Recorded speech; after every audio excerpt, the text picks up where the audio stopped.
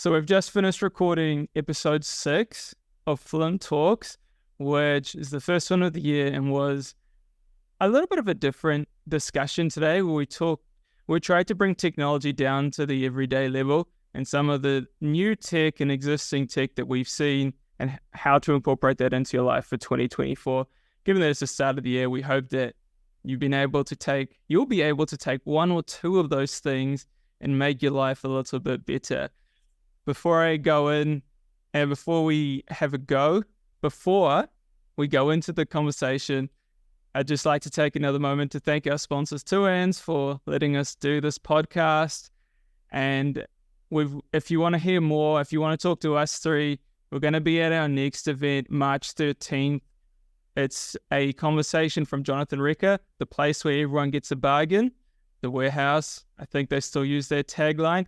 He'll be there talking about his life and all the good things that come with being a top level executive. So if you want a bit of inspiration, please come down March 13th in Auckland. There is another event in Wellington, so stay tuned and posted. Follow, like, subscribe. It'll help us all out. Enjoy the conversation, guys.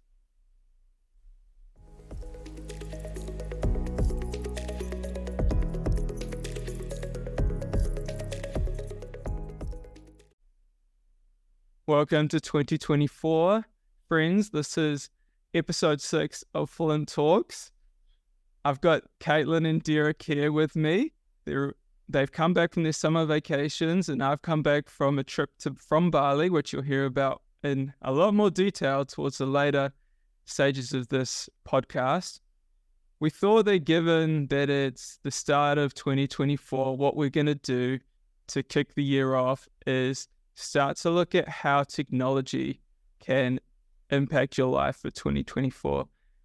As we were kind of going through this, we really thought about not necessarily giving you generic trends, which I thought were pretty boring, but really delving into how technology really can improve the quality of your life. Because I've said it before on this podcast and I'll say it again, technology for me is one of the greatest enhancers of your quality of life. And that's one of the reasons why I love technology personally. So that's the plan for this podcast. We hope you enjoy this discussion. I'm really looking forward to it.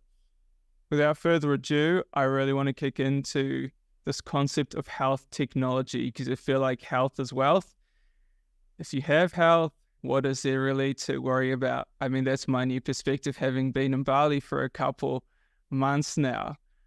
I've been talking for a wee while, so I'm going to throw to Caitlin to really kick it off and just go from a really broad perspective. What does health tech mean to you, and what are some cool examples you've seen in the health tech space? Well, welcome back, 2024. How exciting is it to be here, guys? Health tech is something that's really going nuts at the moment. We're seeing so many apps come out about looking after yourself, from mental health to physical fitness, and then even apps to help you connect better with your actual doctors and surgeons and anything else that you might be going to actually help your body. Some of the really cool ones that I've seen lately in the female health space, and that is something that I, as a female, am quite passionate about, especially because we have such a gap in the health sector between care provided to male and females, mostly just because of research back in the day that was all done on men.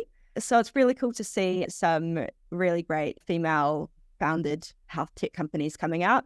And just a little statistic for all of my feminists that are listening, female health tech companies actually have a 70% have a female founder compared to 20% of comparative tech companies as a whole. So look at us girls go, looking after our own health. It's pretty cool to see. That's awesome. So as I've mentioned about 3 times already, when I was in Bali, and when you're traveling solo, or when you're in another country, you tend to see a whole different way of life and different things you're not necessarily exposed to. One of the reasons I had this as a topic was because I started to be exposed to a lot of the things you spoke about around the discrepancies in technology for females. And so, yeah, it's real interesting to see how little was done before So yeah, that's my 2 cents on that. Derek, give me your health tech perspective.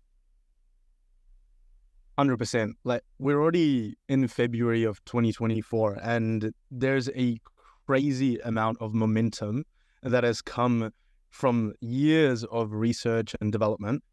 But more so, and maybe I'm just in the AI bubble space, but the effects of drug discovery, the effects of personalized health and fitness through AI is unfathomable. And in fact, it's so amazing that we are now seeing potential, and there are Google-backed research papers that talk about this, AI models that are far better than classifying and diagnosing certain particular issues.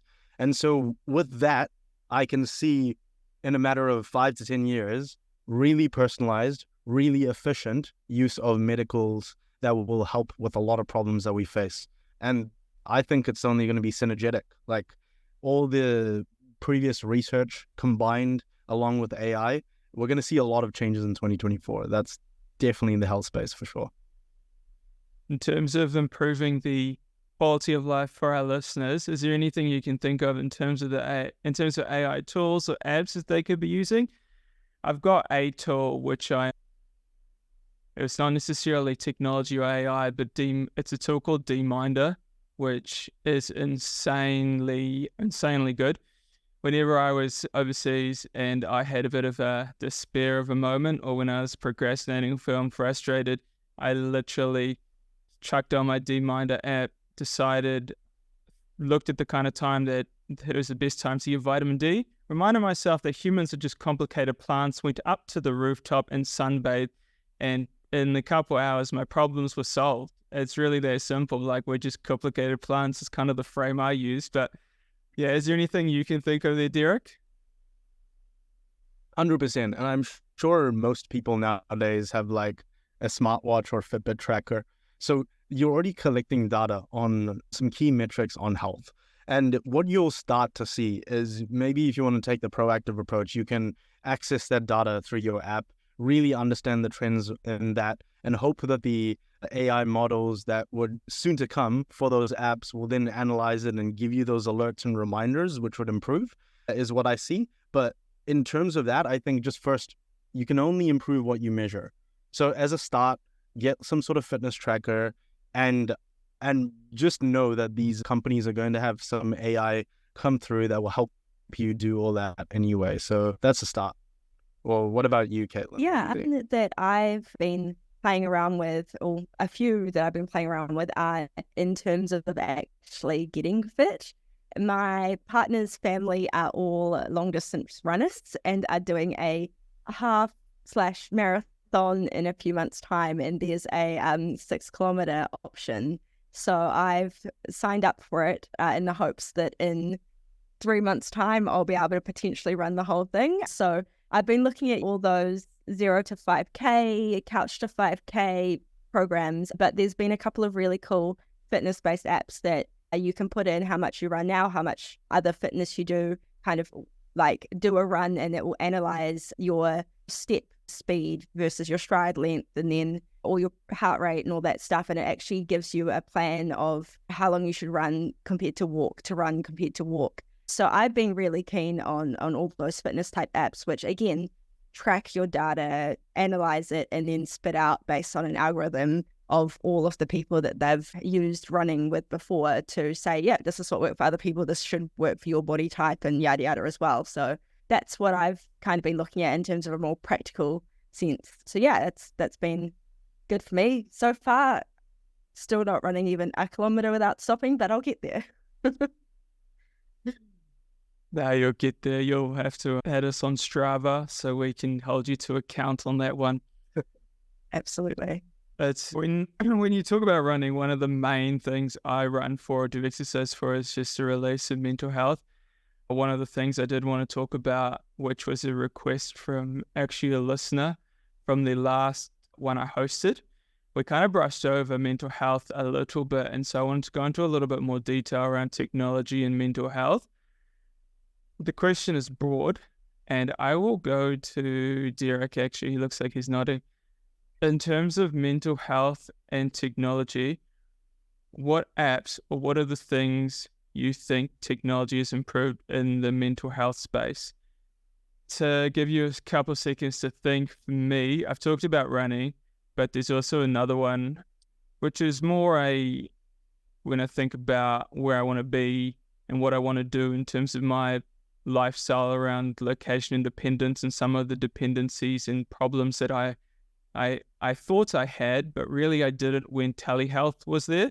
And there are a bunch of online platforms where you can basically see a doctor from any place in the world, and it's literally just the same, except obviously there are some limitations around like a physical examination, which are fine.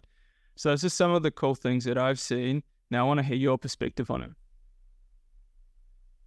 100%. So I pointed this out earlier, but there's going to be a huge personalization movement, and that is going to come from AI. And I'm always going to link it back to AI because I really see this as foundational, like the internet has changed us, foundational, like we have smartwatches and computers. This is going to be everything and anything. So what I see is if you want to improve your mental health, you're going to have personalized AI specialist, a therapist for your relationship or your situation at work, a guider for your gym workouts, a friendship, someone to even chat to. Like, it's crazy. Everyone has heard of ChatGPT. Do you know the second most popular AI platform? It was this thing called Character AI. Character AI is just a platform where you can message very particular type of characters. So you can have a chat with Elon Musk. You can have a chat with your favorite cartoon character. You can literally have a chat with any persona on this. It was the second most utilized app or website in 2023. And so what that actually shows us is this huge trend of people wanting to engage, having almost personal relationships with these systems and getting value from it. And the duration time is not 5 minutes, it is hours on these, chatting back and forth. So if this improves mental health, if it improves the loneliness pandemic that we are experiencing, and if it gives some sort of comfort and guidance where other people can't go to, either out of safety or just access, I think that's the hugest thing that we can see happen. So that's interesting. I actually said another second most used one was Character AI. I'm still kind of letting that drop. So Caitlin, please elaborate. Yeah, just to continue on with what Derek was talking about in terms of mental health kind of chat type services online. Another thing that comes out of the tech world are the abundance of options. Once an idea comes out, that's really great. So obviously you've got the AI type examples like that Character AI Derek mentioned, but then we've also, especially in New Zealand at least, seen a rise in online services to actually connect you with real life therapists and counselors and social workers and whoever else you might need. So we've got a couple of really great companies in New Zealand doing it. So Groove is one that one of our wonderful colleagues, Lotta, was working for. And so, yeah, that's mostly for workplaces around the workplaces providing health options to their employees. And so that's a really great one that's really supported by the Mental Health Foundation. And I think it got some government grants and things, which sounded really great and helped them get off the ground and founded by Sir John Kirwan, I should say, who's a massive speaker in the mental health space in New Zealand at least. But then we've got overseas examples like the BetterHelps of the world that have a big USA focus, but obviously access outside of that as well. And just making that accessibility so much better, because I don't know about you, but I wouldn't know the first thing to look for if I needed to find a psychiatrist or a counselor or just someone to talk to, other than doing a quick Google search, and then you never know if they're qualified or if they're a good fit or anything like that. So those online services are really going to change the game in terms of getting mental health help to people who need it, especially young people who, as Derek mentioned again, prefer to talk online rather than potentially going and sitting on someone's couch for a few hours every week. Yeah, no, definitely. It's actually, hey, one of the things you said is like not knowing about what to look for in a psychiatrist or not what to look for in certain things.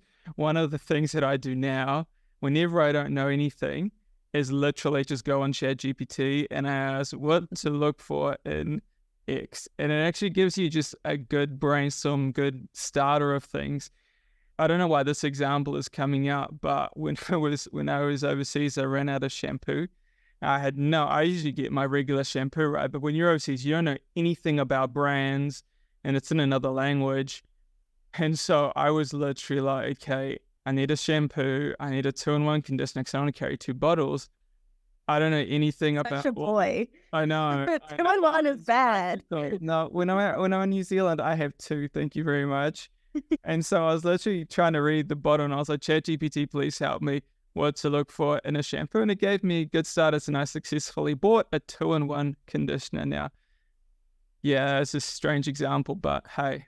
Yeah. If you think laterally, you can use that for anything. You're at a store, you don't know what to do, you don't want to ask a sleazy salesperson, you just ask your trusted friend ChatGPT. Now, in a not so smooth transition, seeing as we're talking about house products, I want to talk about smart homes. I know Caitlin's been doing a little bit of life admin, trying to move houses and looking into smart homes. So I want to just throw it to you, Caitlin, and tell us what you're doing. Why are you moving houses? Well, I'm moving house because I'm moving with my partner, which is exciting in itself. But we've been visiting a few family and friends recently who have started stepping into the smart home kind of realm with the lights that can be controlled from your phone and all that stuff. And there's a few apps and things that you can connect bits and pieces to, but the problem they were having is that not every device connects to every app and not every device is compatible with each other. So there were things like their thermostat and their lights were on one, but then they had a smart heat pump, but that wasn't on the same network, so they couldn't connect it to that. Because I was thinking, how cool would it be if your house got to 27 degrees Celsius, the thermostat read it, talk to the heat pump, and then the heat pump's like, cool, we're going to lower that down to 22 degrees or something, so that when you walk in, it's not stifling hot and you're waiting 25, 30 minutes or however long your heat pump takes to actually cool down your house. And then things like if you're on your way home and you're about to carry a bunch of stuff in and you want to turn the lights on, it will recognize that your phone's coming in and turn the lights on and that kind of stuff. And I've been looking at all these solutions, but nothing seems to tick all the boxes all at once. So we're not doing any of it. But now we've got some really good options for potentially our next move or when we buy our own house and can actually start putting in our own bits and pieces rather than just screwing in light bulbs to existing sockets and things. We can have the entire house all hooked up together, which, yeah, really keen to see how that, all that kind of stuff. Because how cool would it be to run the dishwasher from my phone when I'm at work so that my dishes are clean when I'm at home? Like, it'd be so good. Yeah, I've have a slightly manual version of that where I used to have contact energy, free power from 9 to 12. So it would be the greatest feelings on weekends. I'd go out on Saturdays, but I'd make sure I'd set the timer on the dishwasher and the washing machine to run. So I was out having fun with my friends, and then I'd come home and my dishes, my laundry and everything was done, and I obviously turned the heat pump on timer. And if you could do that on auto from your phone, that would be incredible. Yeah, there was an app that they were talking about where you could kind of create those automated workflows. But yeah, it just was that the thermostat connected to it, but then the heat pump didn't, or the lights connected to it, but something else didn't. And I was, we're not quite there. No, we're not. And there's one thing that kind of has been stopping me. And when I used to work a few months ago, now I'm living the dream. I used to always go to those tech events and you'd always hear about ridiculous security hacks. And one of the stories that still sticks to me is the story of how an organization got hacked through the toaster, through a smart toaster, I should say. And so for me, that's kind of one of the mental barriers that I've had around the security, like your household security. So that would be one tip for you if you aren't going to go fully automated, like definitely look into their security aspect. I mean, I don't know if I need a smart toaster. That might be a step further than I want to go. But it's the fact that there's all these Internet of Connected devices on the same network. So like there's a even crazier story that a Las Vegas casino got hacked through the fish temperature thermostat. Wow. So it's possible. And like that's the thing. The IoT devices are going to be more and more. You're going to have one on your fridge. You're going to have one on your toaster, your dishwasher. You're going to have your bed heater, everything. You name it, there's going to be an IoT device. And they're all going to be talking to each other and sharing the same network, which is great for the whole automation, the whole ease of living that we envision. And we're envisioning this, and I bet you it'll happen start of this year, even next. It's coming. There's a lot of tech that's in that place, but there's a huge cybersecurity issue. Imagine now that you have remote access on your door, or even if you have your dog at home and there's a little remote access robot that feeds it and plays with it. Imagine if that gets hacked and goes rogue. Like, what is the situation? Or your door can be opened with a smartphone, and so you really have to weigh the pros and cons on how automated you want to be. Yeah. I think the other thing that's quite terrifying is when you've got everything hooked up is just how quickly it can get taken away from you. My entire life was on the laptop. Like my entire social life was connected via the internet when I was in Bali, right? And then I had a moment where I thought my charger wasn't working, and I nearly melted. I was like, oh no, what am I going to do? Like, it's like you thought you were handicapped. Yeah, I genuinely felt handicapped, but now I'm thinking from this discussion, it's like, okay, so what happens if your phone battery dies and now you can't get into your house? It's a whole different problem. Honestly, I consider my phone as an external organ. If I lose it, I am handicapped. Oh, like I absolutely. genuinely, yeah. I feel so lost if I don't have it in like a meter square vicinity of me. So yeah, external organs. Does that mean that we become almost enfeeble? Enfeeble is like reliant on technology to the point it makes us less strong, you know? Because I think we got to that point quite a while ago. Like, how many of us really could live a week without electricity or without lights or without an oven right now? Like, we just couldn't. Or I couldn't. Don't know about you. If we're conscious about all the things that we're dependent on, and maybe and there is a movement, by the way, and all this crazy AI technology and interconnectedness, there is actually a movement for digital detoxes and being away from technology. And I think if we understand and go towards that, as well as understand the good that it can bring, we can mitigate the enfeeblement that we are talking about right now. Where do they draw the line in tech, though? Like, are they taking away their fridge for a week, or what's going on? Because I want my cold water. Well, yeah, that's a necessity. Sorry. Yeah, warm water. Yeah, especially in this heat. I think for me, you've got to have electricity and food, and that's where I draw the line for a digital detox. You can take away my phone for a week, take away my monitor and my laptop, yeah, I'd survive. But if you go to a point of taking away electricity where I can't have a fridge, nah, that's next level. Look, I'll even disagree to that. I go on 4-day hikes where I don't have electricity.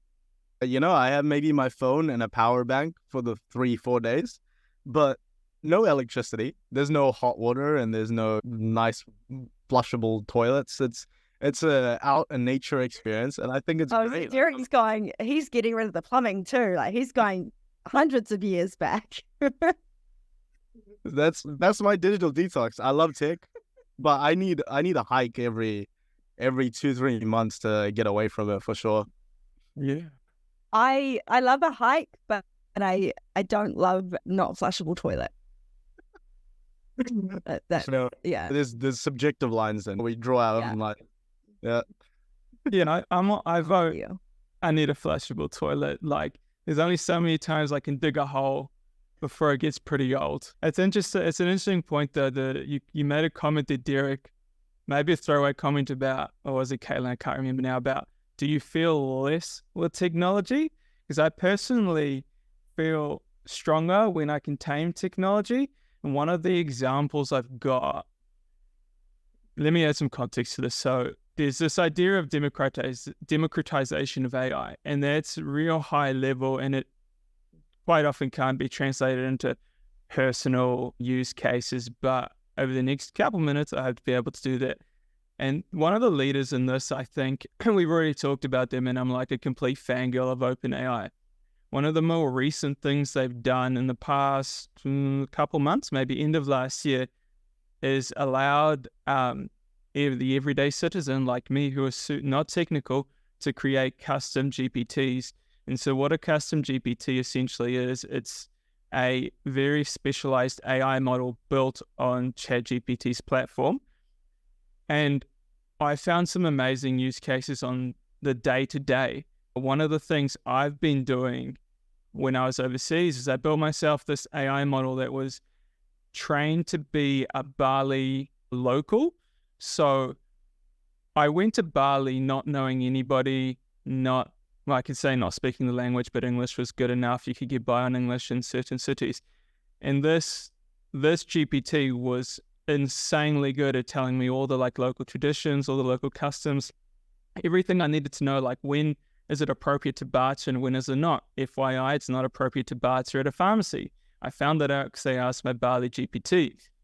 And so I think it's been so cool to see how AI and the democratization of AI has been able to influence our everyday life in certain scenarios.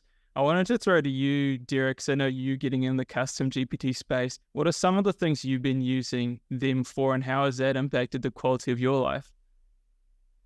Oh, it has improved it substantially, bro. If you name an area of my life, I've got a GPT for it. I've got a spice chef GPT to help me with my cooking. I've got an Azure DevOps, so I'm a software engineer and I'm particularly in this technology. I got that GPT. I got a therapist for my life. I've got a summarizer of YouTube and content and articles.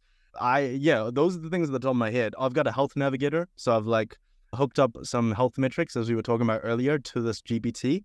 And it knows who I am, it knows my build, it knows my previous health history, and it can provide me recommendations moving forward. So literally everything you name of. And the most recent example is I sat an exam earlier today, and I literally hooked up some notes to a GPT, and I chatted with it.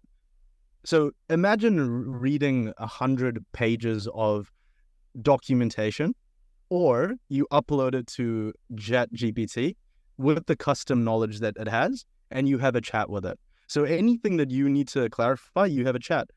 It literally changes the game. So you did it for Bali, you can do it for anything. And honestly, it's improved my life so much. Yeah. No, that's exactly how I've looked at it in terms of, I go, what are the most important things in my life? How can I make a GPT about it? And I think you've summed it up real well. I don't have any additional examples, and I think we can end on that note of GPTs and how GPTs, if you take your life and look at components and what the most important things are in your life, try and find a way that doesn't necessarily have to be custom GPTs. Try and find a way that technology can help you improve the quality of your life. I think that's a brilliant way to. So thank you. 100%. It will. And unfortunately, with this particular thing, you need GPT for access. But anyone that there's a lot of large language models out there that are free. So there's Microsoft Copilot, there's Google's Gemini. They're all free offerings. And you can't necessarily build the comprehensive GPTs that we're talking about, because we're talking about the democratization of AI, but then it's not really democratized when you need to pay $40 a month to access this powerful model and all its capabilities. But you can definitely get something as close. And so you can go to the free versions and it'll do the exact same thing. Yeah. No, that makes sense. Well, let's hold it there. Thank you guys for tuning in for another episode. Look out for episode number 7, March 15. Hope you guys enjoyed it.